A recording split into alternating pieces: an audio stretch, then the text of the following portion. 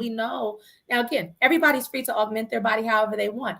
But we also see the extremities where there's some brokenness that they're trying to hide, where they're just like over and over and over again and continuously doing something, because it's like, I feel like who I am is not acceptable to the outside world. I feel like what I am is not, no one wants to see that. And sometimes that's an old childhood thing. Sometimes somebody at school and said something, and as soon as I get a couple of dollars, I'm gonna fix that nose of mine. As soon as I get a couple of dollars, I'm gonna fix this body of mine. And it's one of those are shadows.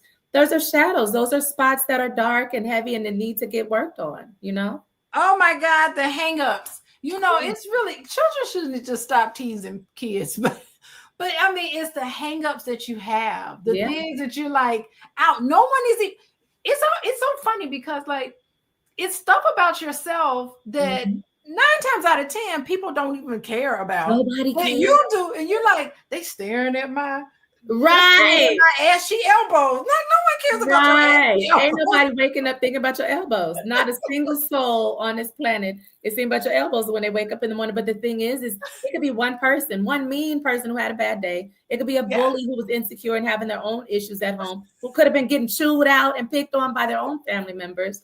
And then you go under the knife and struggle your whole life behind a thing that Kiki said in 3rd grade.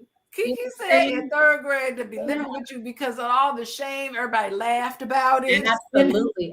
You felt ashamed. And then when you came home, you had nobody to talk to about what happened at school. And you sitting there with your thoughts, and those thoughts can run away. They can go, man. It's kind of like, what I think about it as is like Velcro, right? You have a little tiny thing, and you have one little thing after another little thing after another little thing. Oh my gosh, Deborah said ashy elbows are her pet peeves. Yes. Don't be calling nobody out for their ashy elbows now. They done woke up in the morning, it was in a rush. They didn't get it. Deborah, I see you. But so if you imagine these little hurts and these little feelings, these little insecurities, and they're little pieces of Velcro, and then the intrusive thought comes in.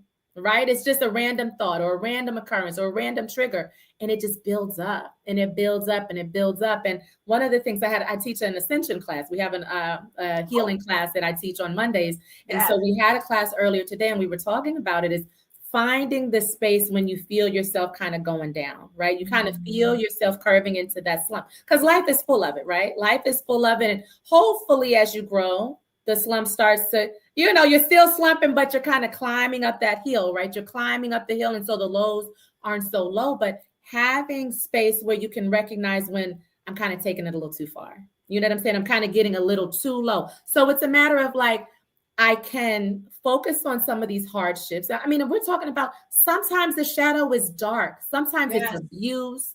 Sometimes it's these negative, hateful, hurtful things. Sometimes it's the stuff that you do to yourself, battling with addictions and, all these things, right? Or even the tolerance, you tolerated abuse or whatever as an adult, but you're going through these lows.